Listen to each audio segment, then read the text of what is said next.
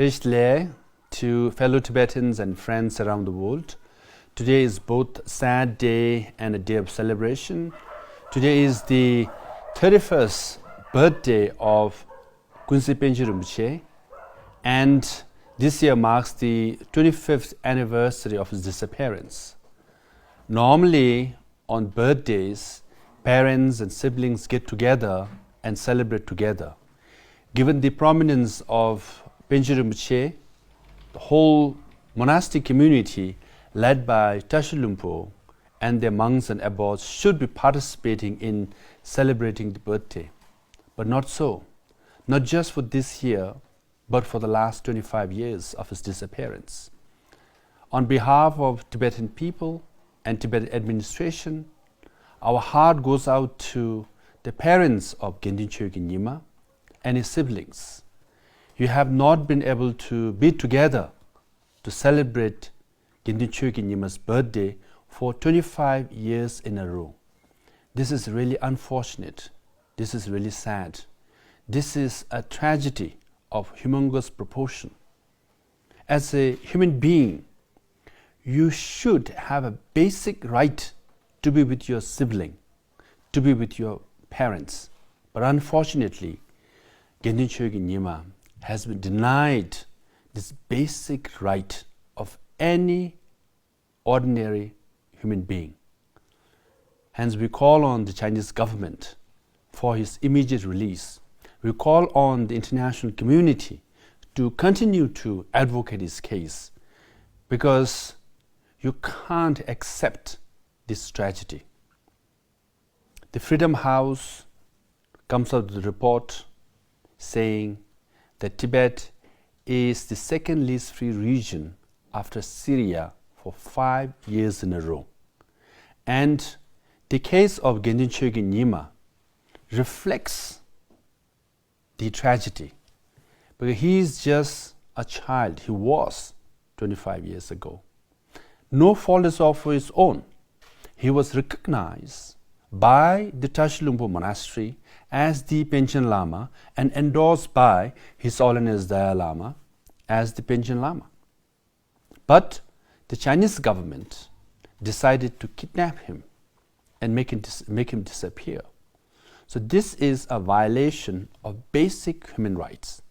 Hence, international community should continue to speak out for the case of Panchen Lama. Since May 17th, 1995, led by United States, European Parliament, and various other countries in Europe mainly, have issued statements, passed resolution, and reports on the disappearance of Gendun CHOEKYI NYIMA.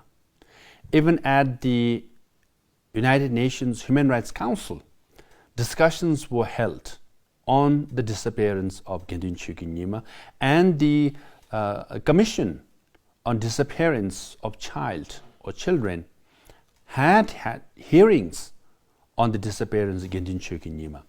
Despite all these steps and efforts by the international community and various governments, he continues to disappear, and Chinese government continue to ignore his whereabouts and his well-being. So this is a very sad day. As we celebrate Gendun CHOEKYI NYIMA's birthday, we also remember his disappearance for the last 25 years. To press on Chinese government for his immediate release, Tibetan administration has launched a campaign, a global campaign, demanding his immediate release.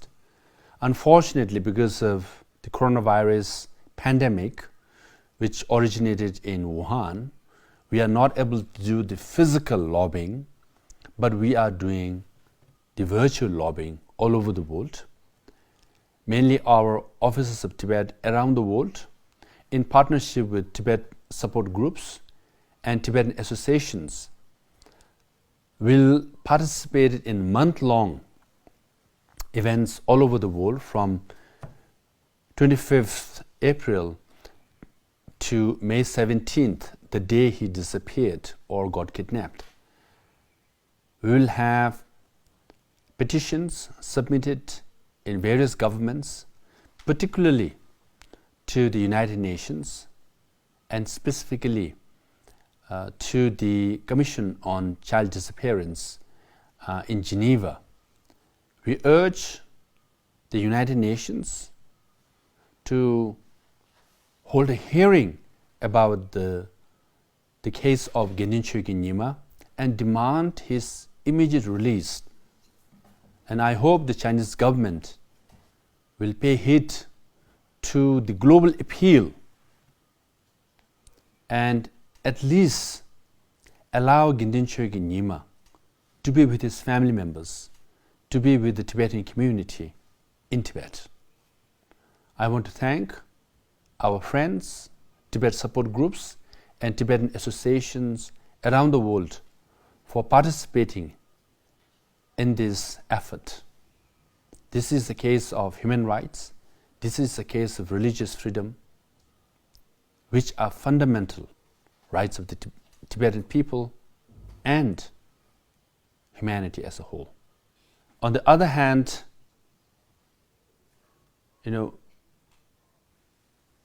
the late PANCHEN Lama, the 10th PANCHEN Lama,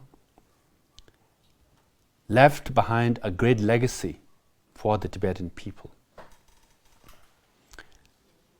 At the age of 24, he submitted a famous report called 70,000 Characters in 1962, in which he listed the tragedy unfolding in Tibet, the destructions of monasteries and nunneries, denial of human rights and religious freedom of the Tibetan people, which he submitted to the Chinese leadership, and Mao Zedong called it a poison arrow directed towards Chinese leadership.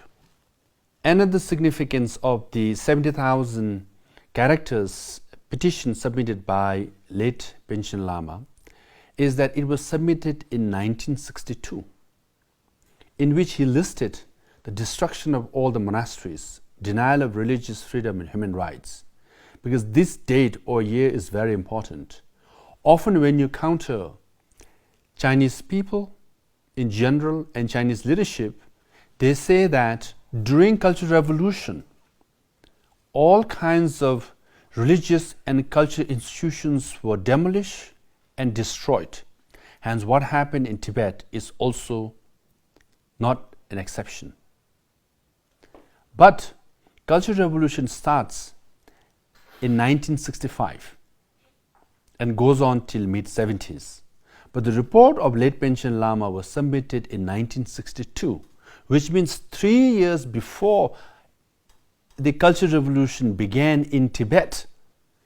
Destruction of major monasteries and nunneries, disrobing of monks and nuns, denial of religious freedom and human rights in general had already taken place. So what happened during the Cultural Revolution all over China is different from what happened in Tibet. After the invasion and occupation of Tibet, the Communist Party of China's sole intention was to destroy the Tibetan civilization, the Buddhist civilization, thereby demolishing and discouraging Tibetan identity. So they want to make Tibet into a Chinese region and Tibetan into Chinese people. Hence, the 70,000 characters report of PANCHEN Lama is very important, but it exposes the hypocrisy of the Chinese government propaganda that what happened in Tibet is not an exception, it happened all over China during the Cultural Revolution.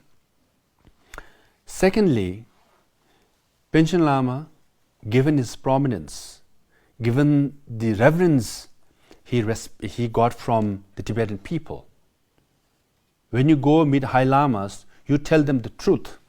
Sometimes people will tell more truth to lamas than to your parents.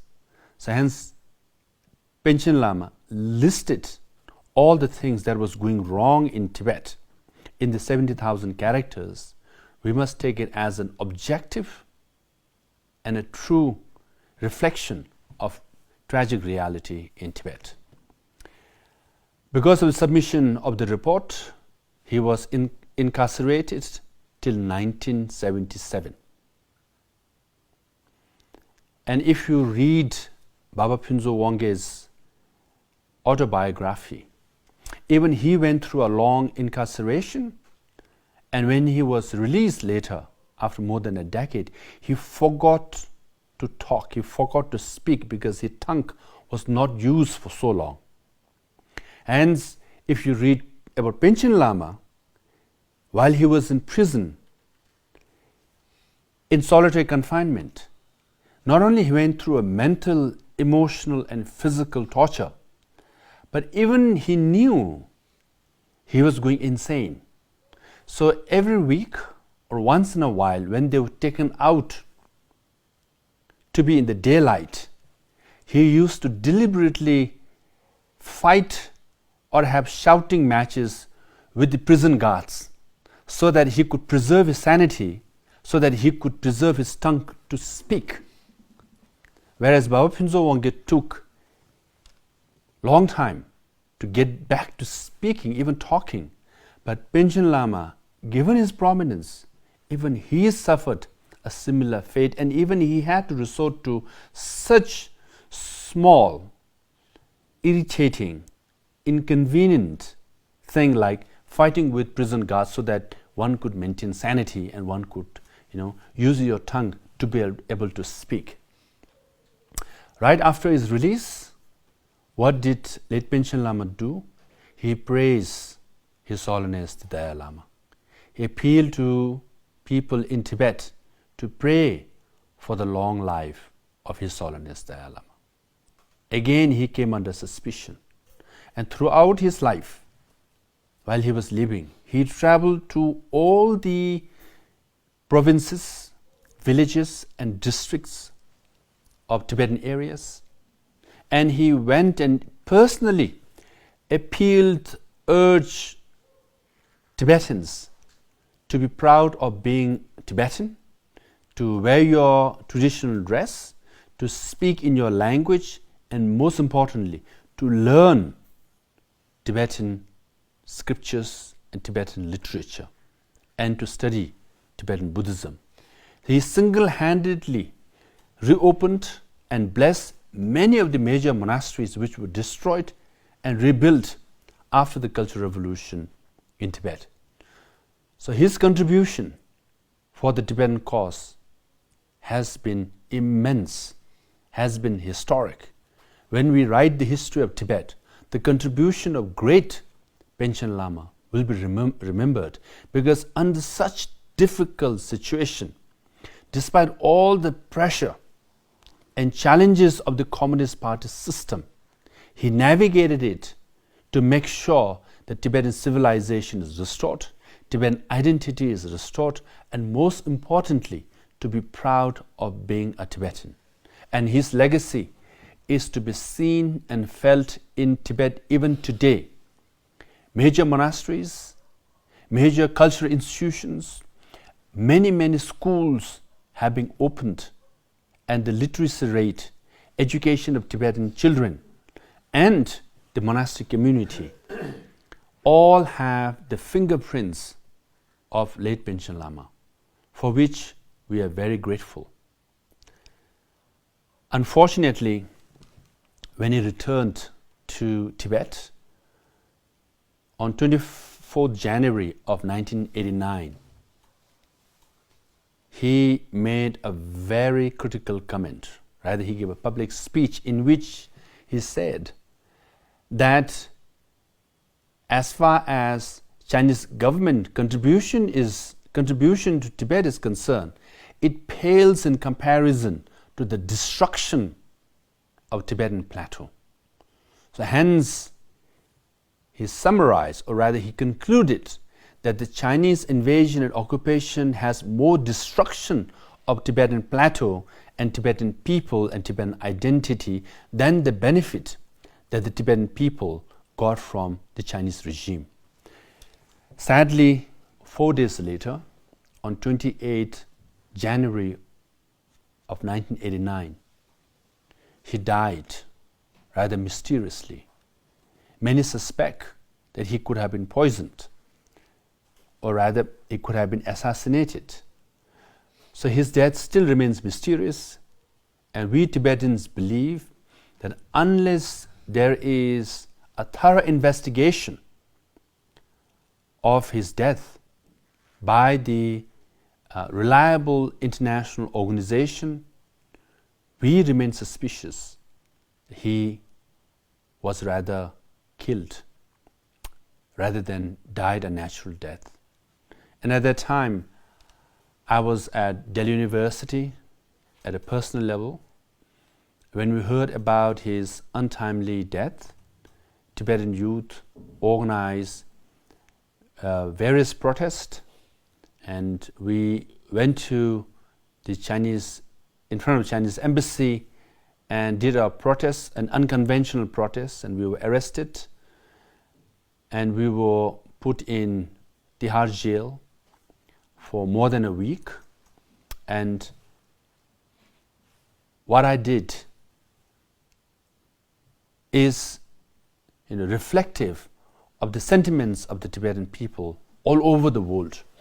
So at that time, Tibetans all over the world organized protests, organized hunger strikes, organized events about his untimely death. And since then, Tibetans and friends all over the world have been organizing events to remember his great contribution and to remember the disappearance of Gendun CHOEKYI NYIMA. So this year again is a sad day, because we still don't know whereabouts of Gendun CHOEKYI NYIMA. And we wish him a very happy birthday. We also wish to see him, to be blessed by him one day soon. We hope that your contribution for the Tibetan people and Tibetan cause will be as great as the late 10th PANCHEN Lama. We wish you all the best, and we wish your parents and your sibling all the best. And we hope one day soon the basic freedom of Tibetan people will be restored, and His Holiness the Great 14th Dalai Lama will be able to see and meet Gendun CHOEKYI NYIMA. Till that time, I urge Tibetans around the world and friends around the world to continue to remember Gendun CHOEKYI NYIMA and 11th PANCHEN Lama, and to be his advocate and be his spokesperson, and use every opportunity to demand for his immediate release. So, thank you very much. Happy birthday, Gendun CHOEKYI NYIMA. Testle.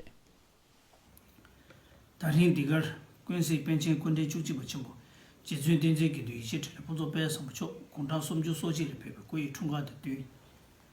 Tanzata Shilimbi Kutiki Tagiaton, Quincy Pension, which is Neden Top, Sung Shed the Dolena or Pemke, Rangshung Upi meeting Zuki. Sigum, Bumrama Kumulosa Singhi Chotang. Kishi Dromi to Dantashi Soma, Yanadi Zengi Genzi, Jambu Sophie Rejes. I reach there and one Henzoki Unzi Surba, Bumrama Kusha Tins Dojila. Canada so to me, Kushao Arip Virani Kiji Pedele Gukangi, Soso Kusha Metu Max J. Neo Tinabangabe Zetel Chemin Lama Debar Mazeli Rimtin Yamshu Nama Chemingi something that Tujichi Shuguin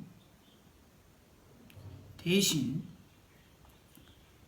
Lirimdina Yamshu Nangan Samli Mima Yonglia Somebody should get a del Mazu Same Kaju Sunday Tone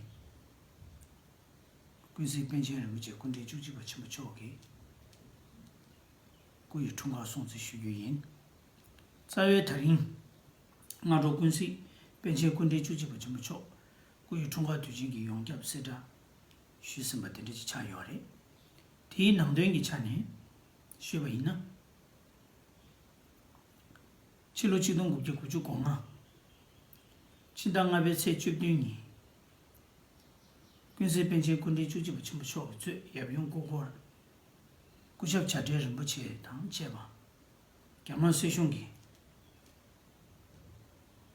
전체의 가송 참여도 교체네 롱은 이슈장아 도요리 대사기 링려야 숑제의 숑제 마인베 초바제 미만 창매기 군세 벤체 rinpoche 내대토 리그 남은 라다를 배신 받다리야 시쟁이기 된서 다시는 비sab슈데 렉소모 주슈에이 그래서 벤체를 무지 내되니 별다 히말라야 저 비교 능된 잠마세 정리지리야 걔네 참 차고요리 가인 슈베 있나 배기 시윤이야 남는 님한다고 살아가고 벤체인지 송서여번하시 초에엽세 남니기 능기 깨럽을 차천바이나 까브레 깨는기 수도 배바당 까브레 진중기 수도 배바라 소베 깨럽 삼기 미제부터 마여바당 하버르 기조 윤대 교수초这些人 불패비지 벤제로선 최긴초 올라를 때는 원로명을 도마스마당 벤제로선 최긴초 그냥 기조 윤대 교수 영시 기조가 받침죠 문진 강남부터 천수 남을 소반에 송 다대 파조지는 공부 개조 군진 주시 붙임 초기 이些인재들 투자와 천별권에 문세 벤체 군지 주지 붙임 초 문진당 천수 남을 소배 빠르기 개조 옆세 남니 믹셀라로기 잡아당 토모마이 문진 강례기 잡아 삼긴 미겨봐 랍진 대다 토네 개천부지 차기요리 군세 벤체 군진 주거침부초 폐기를 유인당직이 두고서 구충마당 군의 충뒤니 폐기 댄주 투긴시부터 폐 강진 충기 누주거와 용수조벌이야 송시경을 잡아당 학벌 폐 미리기 라소다부 최대릭숑 끼이드 제바 나댕기 시자 송제기 롭자 서주 나와나 소바 신기 토 랍친 투긴 강신 나와당 신리의 벤조야기 최대 진호 공사 경기 초기 공시 배미만기 원대시 민된 송배랑 용 장마 용도 소기태 고군이 배준 슈다 나와 되게 차고요리 대다를 때니 로마리 미나 정강도 유린 슈고 개바당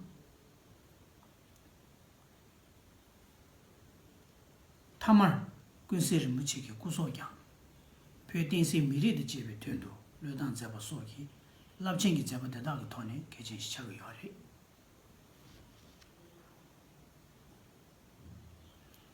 양시엔식 돈이 쉬어 있나 위장기 대서 전부 시시 용수 잡아 낭생 제긴도 주바 쇼기 차 답에 대서 대시는 불이야 차 준비 있나 나중하고 되게 맞아 응열이야 두 감숨당 전부 호르기 라다 비디 코노다 제바 유론 잠이 강산에 놈이 나올 팽게 긴두시라 나도 나스 여바당 디나 자산신부 시당 감세한 미진 주주 레장 근라기 차네 숨겨 주주라서 여바된데 지장도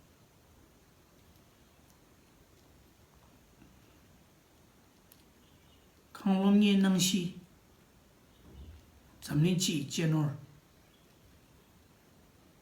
페기리니 지당 하발 낭되리비 슈로리아 로망리 퇴상 공성의 체질 좀som이야 쉐 된대지 남겨요리 되게 중요히 제소 진호 공사 경고 좀 좋고 도자와 좀 거리 냐질 때네 책이 돼서 드시는 분이 우수바당 대내손 닫아버 김준 시장 겨달라 가시 여버리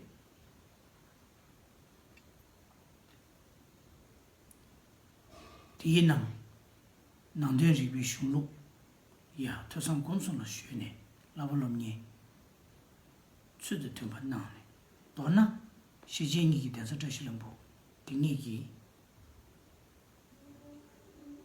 잠니지 제노 페기리니 지당 아바난데리 비숑루로서 버대달라 민념 균진다 냠발라서에 난 ken기 시도기 띠네 전부터 시작이요리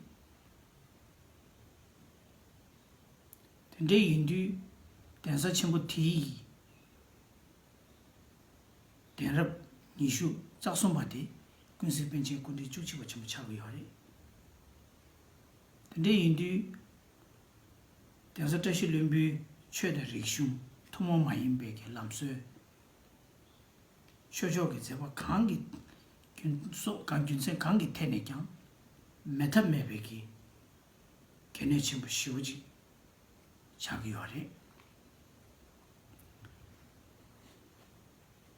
근데 인디 다발 시진이기 돼서 저실은부터 제외 잠리 미만 창매기 배준 로바메바 남미토 다동이나야 나를 하 군세 벤체를 무지 내든 등이 잠리 지대도 보도 되면 니주 상부시당 개외 투공 지시 군세 벤체를 무지 등이 퇴상 공수다 최저 좀숨라 쉐네 잠리 지 대도 된저 잡아 랍신 경 투야당 표기 땜바 잡시 관계 통해 그냥 고공만 남다른 시 투기 강시 낭 투야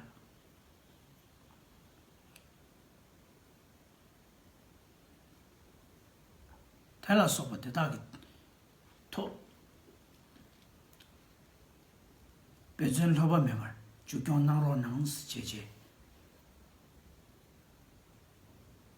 쉬야당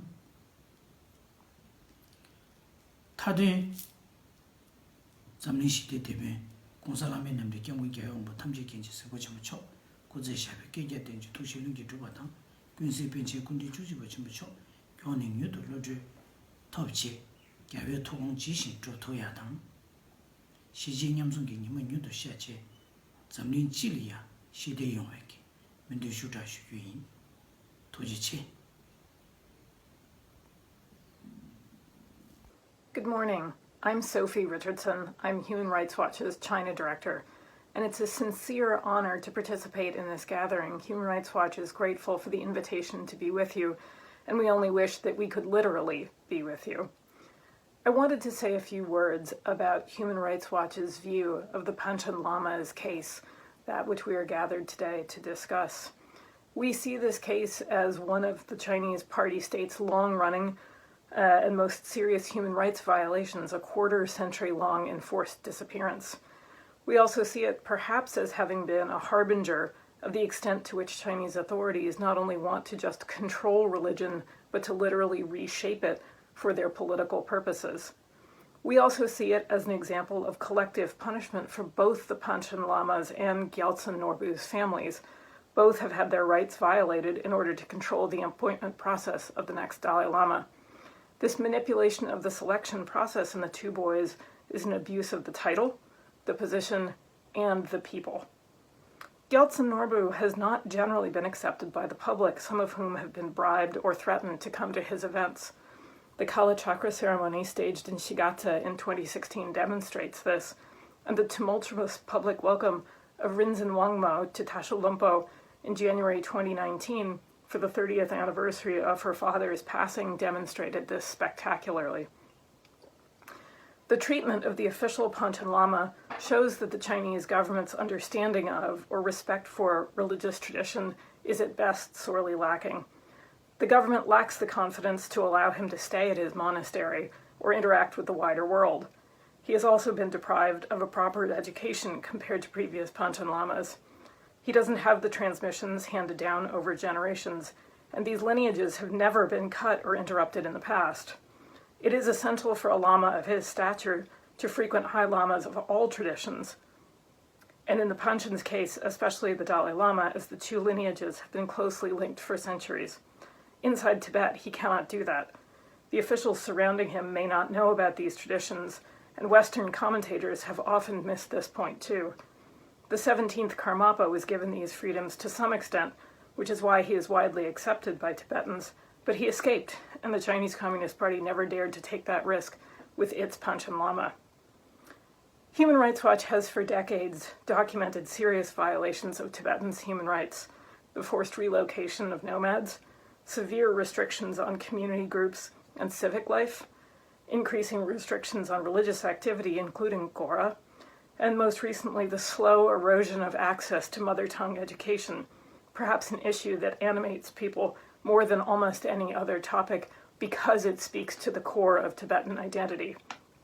We will continue this work until all Tibetans can enjoy all of their human rights. The recommendations that we make to governments, to the United Nations, and to communities around the world include the pursuit of targeted sanctions, such as those under the United States Global Magnitsky Act. Other governments now have comparable legislation that allows governments to impose sanctions on the particular officials credibly alleged to be responsible for serious human rights violations. We encourage both the UN bodies that will review China's compliance with international legal obligations to mother tongue education to hold China accountable, but also to governments and foundations that can provide support for mother tongue education and cultural preservation to do that. And last but not least, we will continue to call on governments to explicitly press the Chinese authorities to release all across China and in Tibet who are wrongfully detained, including the Panchen Lama. Thank you very much for asking me to be with you this morning. Tashidele and greetings to all. I'm Tenzin Dorje, former chair and now a commissioner of the United States Commission for International Religious Freedom, or USCIRF. I would like to join His Eminence Abbot and monks of Tashi Lhunpo Monastery in South India to wish His Holiness Panchen Gyaltsen NYIMA a happy 31st birthday. On May 15, 1995, His Holiness the Dalai Lama has recognized Gyaltsen NYIMA as the 11th Panchen Lama, who is regarded as the second highest position in Tibetan Buddhism.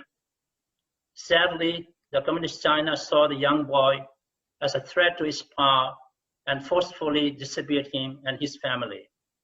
He has been kept isolated from outside the world ever since. It has been almost 25 years since we have seen or heard anything about Panchen Gyaltsen NYIMA. I sincerely hope Panchen Gyaltsen NYIMA is in good health and spirits, or at least as much as possible given the circumstances. As a commissioner with the United States Commission on International Religious Freedom, I have been advocating on his behalf, along with my colleague Nitin Mienza and Congressman Jim McGovern. I do this in the hopes of one day seeing His Holiness freed, but also highlight the plight of Tibetan Buddhists in China today.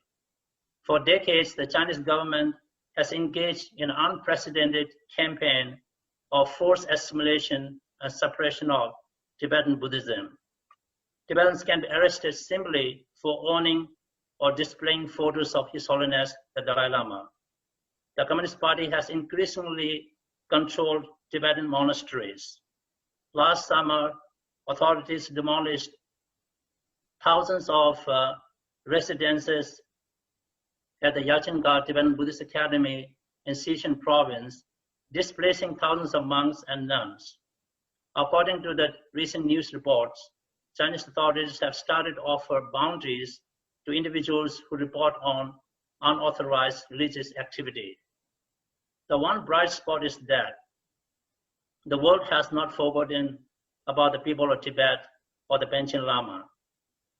All around the world, religious leaders, politicians, activists, and Tibetans in exile take a moment to commemorate PANCHEN LAMA's birthday, almost 25 years after his disappearance. We are still demanding basic information about his whereabouts. In the United States, members of Congress are working on the Tibetan Policy and Support Act, which would authorize targeted sanctions against Chinese officials that attempt to interfere in the reincarnation succession of His Holiness the Dalai Lama. I understand the Congress is currently busy responding to the pandemic, but I hope congressional leaders make that bill a priority later this year. As a Tibetan American and as a USEF commissioner, I'm humbled by and appreciate the efforts of Central Tibetan Administration, the International Campaign for Tibet, and other organizations on behalf of the Tibetan people and their culture. For His Holiness Pandit Genjin Chökyi Nyima, on behalf of all Tibetans, I offer a traditional mandala for his long and healthy life, along with fervent prayer for his freedom and to receive his blessing in person. Most respectfully, Commissioner Tenzin Dorji. Tashilek, Nyeminla Arif Viraniyin. Hello, my name is Arif Virani. I'm the Canadian Member of Parliament for the community of Parkdale High Park and the chair of the Parliamentary Friends of Tibet group here in Canada. I've served in each of these roles since 2015, and I'm proud to represent in Canada's Parliament so many Tibetan Canadian constituents and to advocate for the cause of Tibet, the teachings of His Holiness the Dalai Lama, and the Middle Way approach. I want to start by thanking everyone who's participating in this important discussion today. It's an honor to be among such distinguished panelists. And I want to thank the Tibetan community across the globe who have stepped up and are helping people in need during the international COVID-19 crisis. To all of you, I say, Tuji Che. Today is an auspicious day. It's the 31st birthday of Gedun Chokyi Nyima, the 11th Panchen Lama. To him I say, happy birthday. Sangma Panchen Rinpoche Trunkala Tashile. But this occasion comes with mixed emotions. The Panchen Lama has the unfortunate distinction of being the world's youngest political prisoner. He disappeared on May 17, 1995 at the young age of 6, along with his family members, a mere 3 days after His Holiness the Dalai Lama recognized him as the 11th Panchen Lama. This May 17, 2020 will mark 25 years since his disappearance. That is 25 years too long.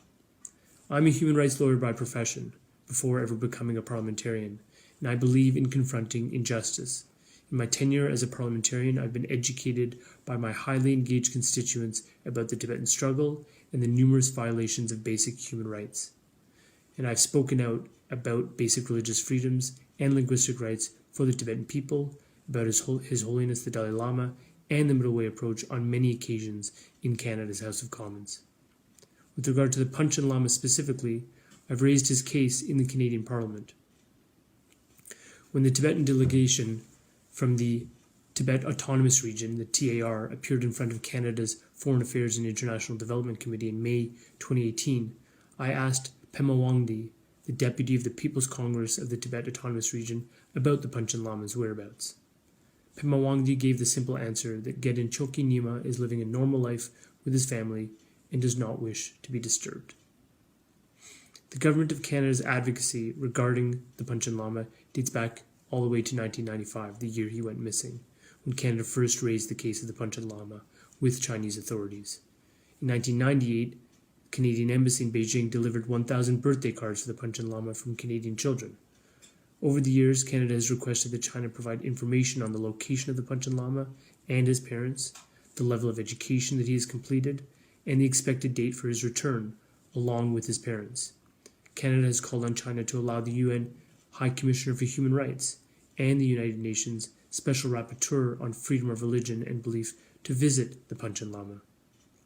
In March of 2014, Canada also spoke at the United Nations Human Rights Council, stating that the government of China's ongoing persecution of religious and ethnic minorities, especially in Xinjiang and Tibet, was incompatible with China's international obligations as well as the Chinese Constitution.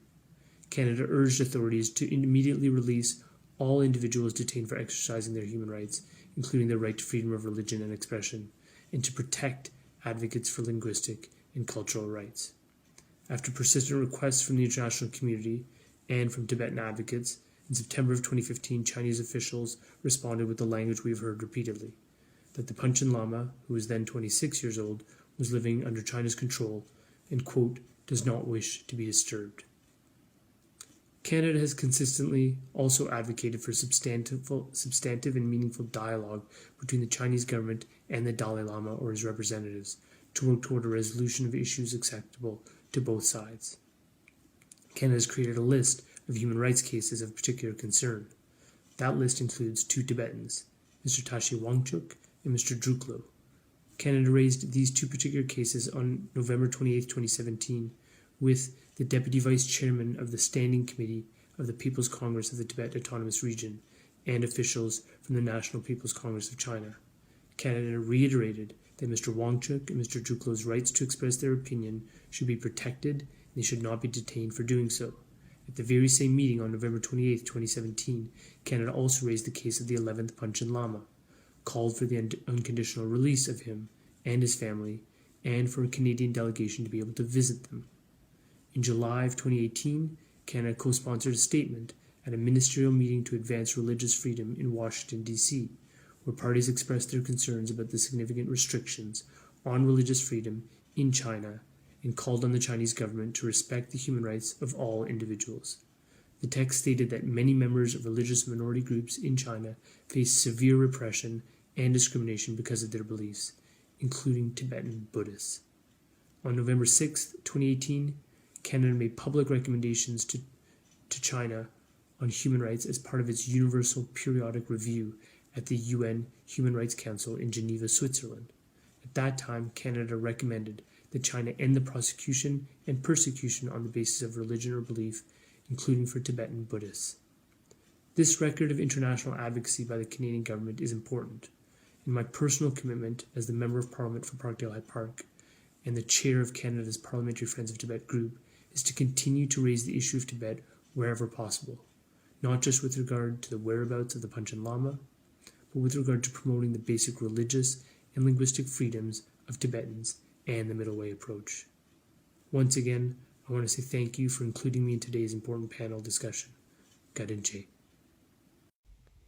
Thank you, Rinpoche, for inviting me to join this panel discussion.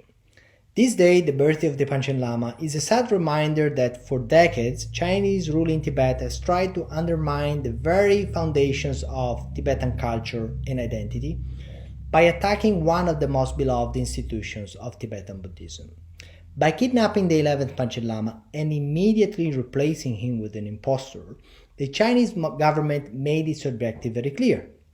They want to control and dominate Tibetan Buddhism as a way to control Tibetan society at large, and by doing so, they are willing to disregard and destroy the traditions and the teachings that benefit so many millions of people who practice Tibetan Buddhism. The Chinese government lives with the illusion that through its power, it can suppress human conscience and human spirit.